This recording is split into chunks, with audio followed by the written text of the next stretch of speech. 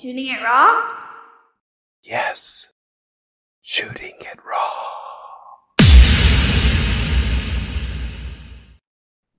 I do remember it because it's the last one, correct? Yes, that's right. It's the last one. Okay. So this one's called "A Young Couple Mourns the Kidnapped Victims," and it's a photo of, well, first of all, it's a couple. You can't see their face. One guy his arm is around, this woman's waist. He's got a machine gun strapped over his chest. He looks like he's probably military. He's just wearing sneakers, pants, t-shirt. It's at night, floodlit sort of ground where there's a massive sheet of paper where other younger guy in his sneakers is leaning down to sign or to write, and lots of people have signed and written stuff on this piece of paper. All around are like Israeli flags. In the background, you could just maybe see like a shopping center or a library or some kind of community center. Some trees a little bit. It's like, it looks like the grounds of a public square, maybe. Yeah. Good. Yeah. So a young couple mourns. Okay, so this this is another experience. This was very, very emotional, because in this experience, we get to see the faces of each and every hostage victim at this point, okay? And we know by then that there's over 200. And this is in the center of Tel Aviv by the Museum of Fine Arts. And this is a big square that people attend to downtown Tel Aviv. So this is actually the next Shabbat, okay?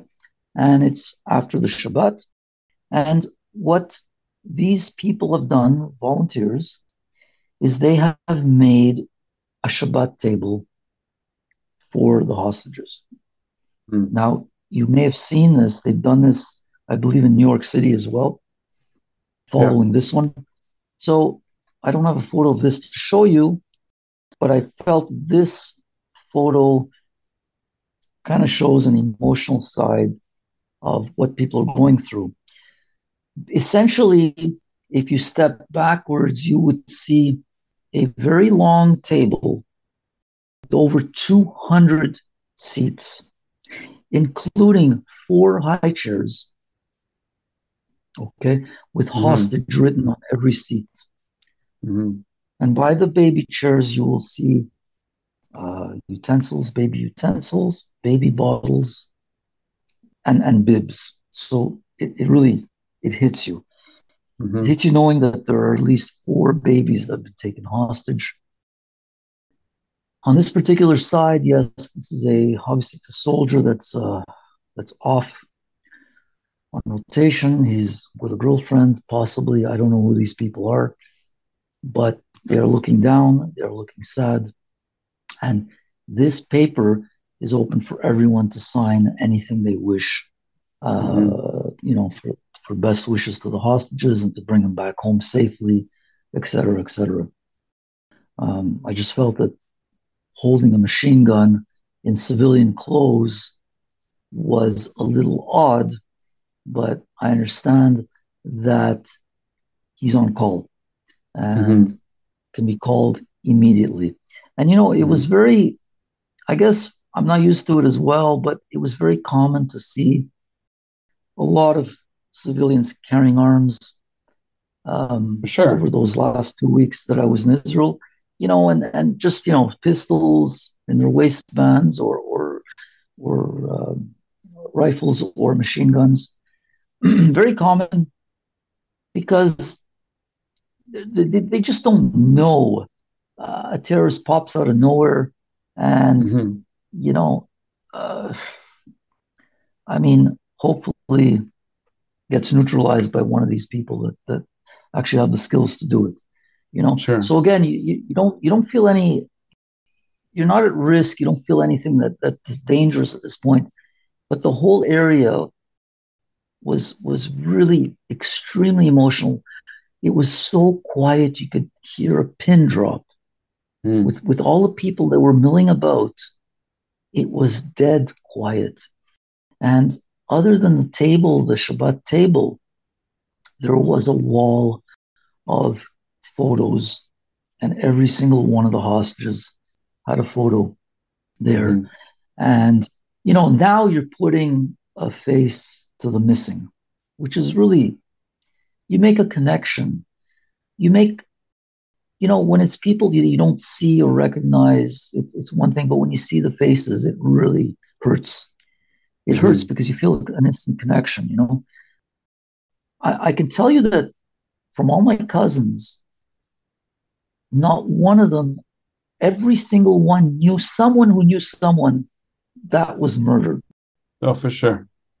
Yeah. And because it's a small community, and they all went to a shiva or a funeral in the Mm-hmm. time that I was there.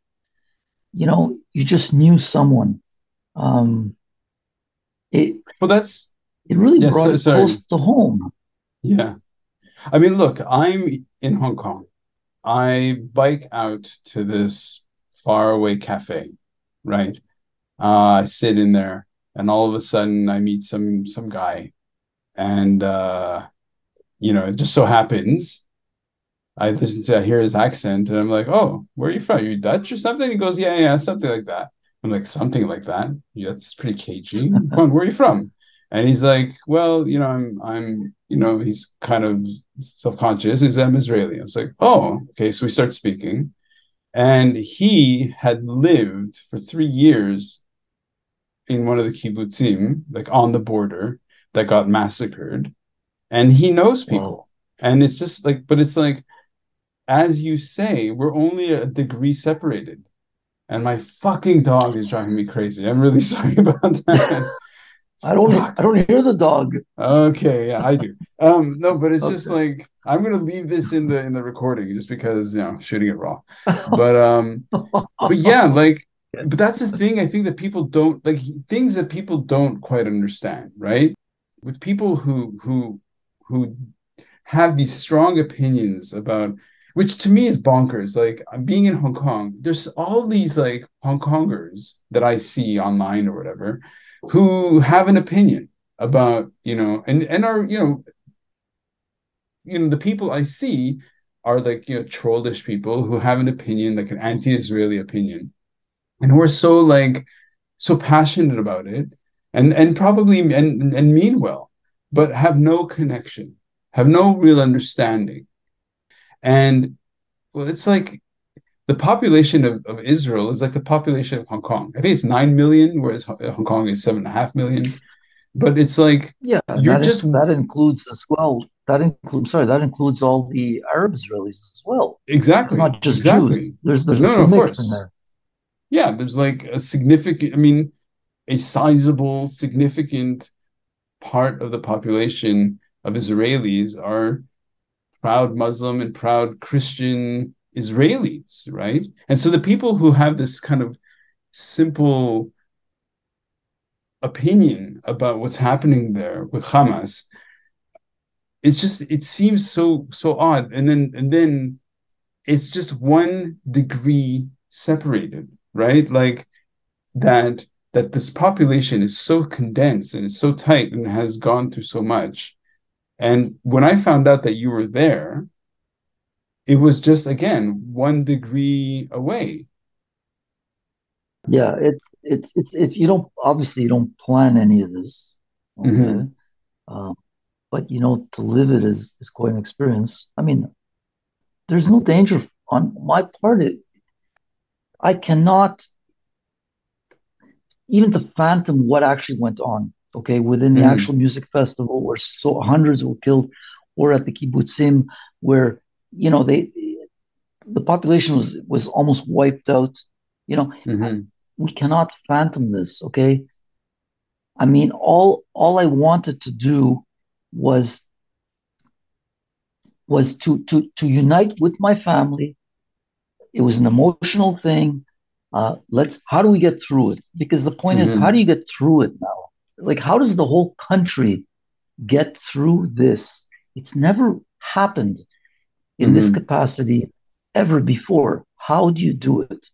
And, you know, and imagine with all this, we're getting so much backlash, okay, against Israel at this point. It's as if those people that were massacred and those hostages have been forgotten.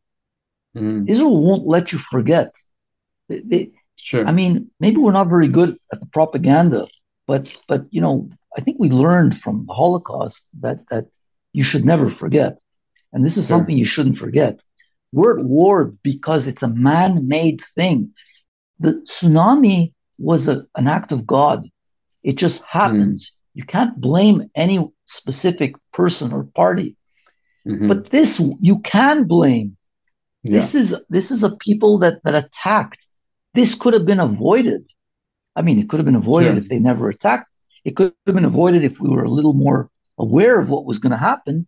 It could have been avoided, yes. But how do you deal with it moving forward? We're still trying to move forward. We're nowhere. We're not even close yet. Sure.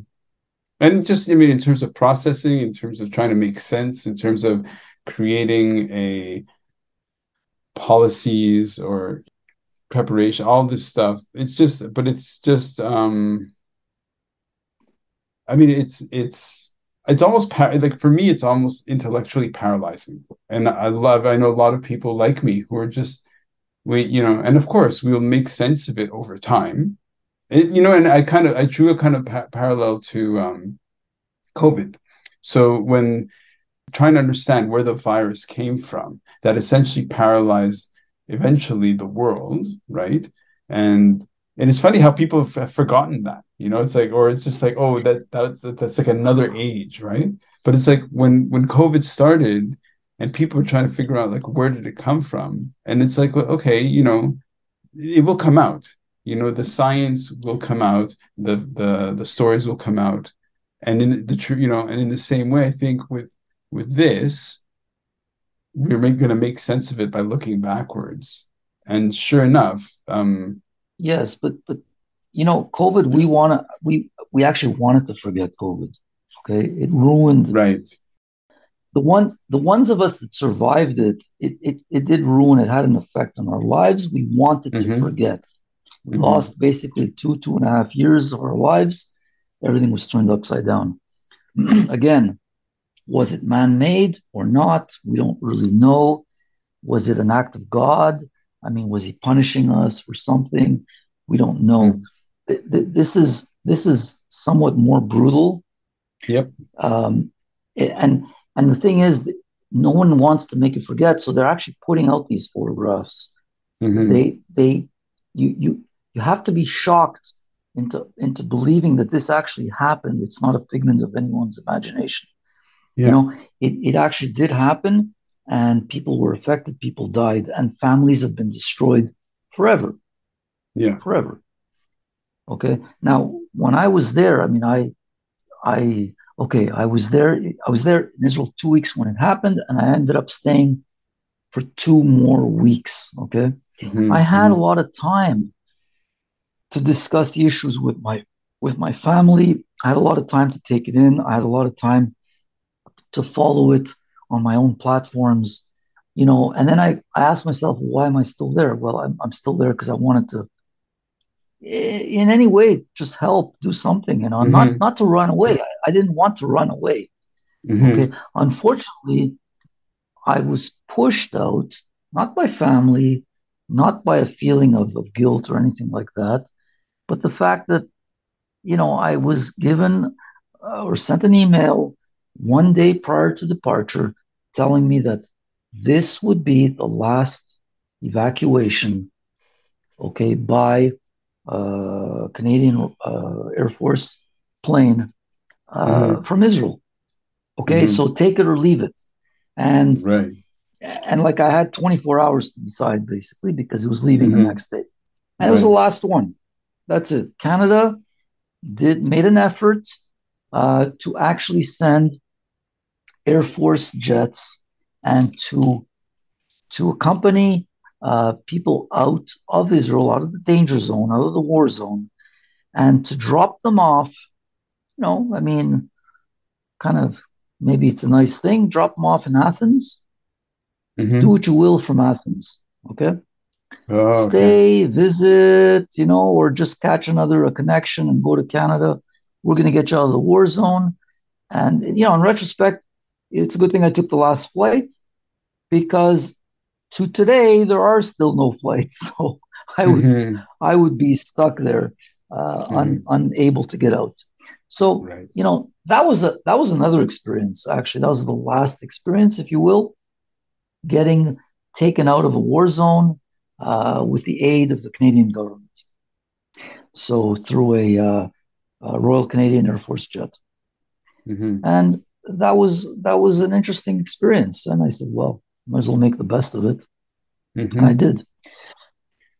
And that's where I leave the story. I left, right. and I stayed in Athens for a while until I could find a proper connection. I visited and came back. And, I can reenact everything I did, because having come back to Canada, that's when I start looking at the photographs, and I start editing the photographs, and I start putting an album together, and I start communicating with these people as promised. And that Lucas fellow did send photos of himself to his mother in Argentina. Right. And I received an email from his mother from Argentina thanking me so much for meeting her son and the photographs that I got of her son back to her. So that was kind of nice. That's kind of nice. And that's the essence of sharing the experience and helping others get through the experience in whichever little way I can. I just communicate with my cousins constantly to see how they're doing, okay? Because I feel like I've abandoned them, okay? And it's not a nice feeling, okay? I tell them that, with the will of God, I will be there next year, and everything will be normalized, and we can have our reunions as we used to have before. Hopefully, nothing terrible happens in the interim. Yeah. Ralph. Okay. Look, I don't know if this in any way, hopefully the podcast and how people can see your photos and hopefully connect with, with your experience, it broadens the messy picture a little bit, the total global messy picture of it. And of course, I'm going to keep trying to find other people to share their little window of experience on that. Of course, I'm super happy that, well, that you're safe, but also, as I know you, you're a person who uses your camera to make sense of the world. So, I mean, thank you for sharing. I mean, and I'm also just sort of processing. My pleasure. Okay, thanks, Ralph. Thank you. Thank you for the time.